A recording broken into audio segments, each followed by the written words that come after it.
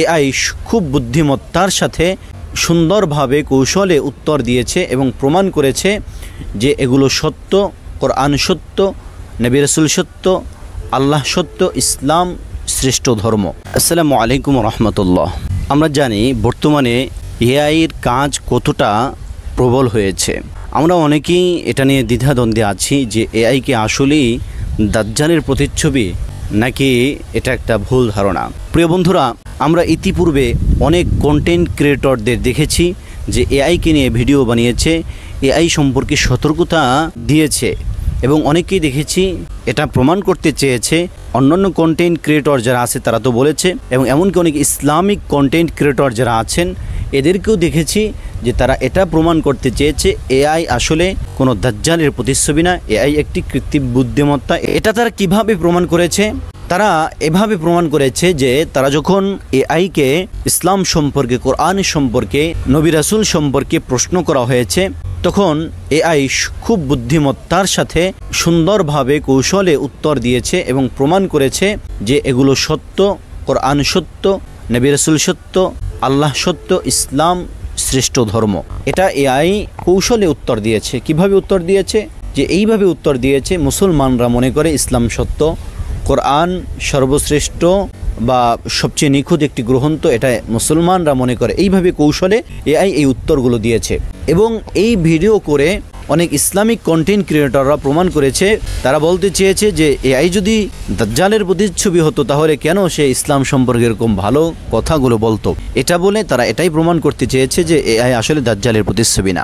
এখন আজকে আমরা দেখব যে আসলে কি এআই দাজ্জালের প্রতিচ্ছবি, দাজ্জালের অনুসারী, নাকি এআই অন্য একটি প্ল্যাটফর্ম। আসলে আমরা প্রমাণ করি।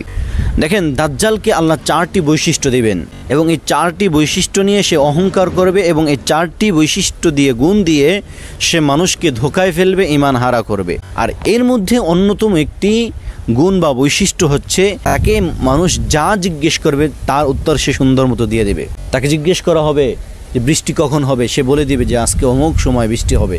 তো ঠিকই দেখা যাবে অমুক সময় বৃষ্টি হয়ে যাবে। সে যা বলবে তাই হয়ে যাবে। তো এর দ্বারা বোঝা গেল যে দাজ্জালের একটা গুণ থাকবে, সে তার অসংখ্য জ্ঞান থাকবে, এলেম থাকবে, অনেক কিছুর সম্পর্কে তার এলেম জানা থাকবে।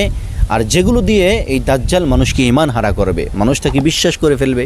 মানুষ চিন্তা করবে সে চাইলে বৃষ্টি হয়, সে সব কিছু জানে, তাহলে হয়তো বা সেই খোদা। এই জন্য অনেক মানুষ ঈমান হারা হয়ে যাবে, বেশিরভাগ মানুষ ঈমান হারা হয়ে যাবে। এখন আমরা দেখি এআই সম্পর্কে। আমরা বর্তমানে যেটা লক্ষ্য করছি যে এআইকে আমরা যেই প্রশ্ন করি না কেন খুব বুদ্ধিমত্তার সাথে সেটার উত্তর দিয়ে দেয়। অর্থাৎ এআই এমন একটা প্রোগ্রামিং যেটার মধ্যে বিশ্বের সব তথ্য উপাত্ত একত্রিত করা আছে।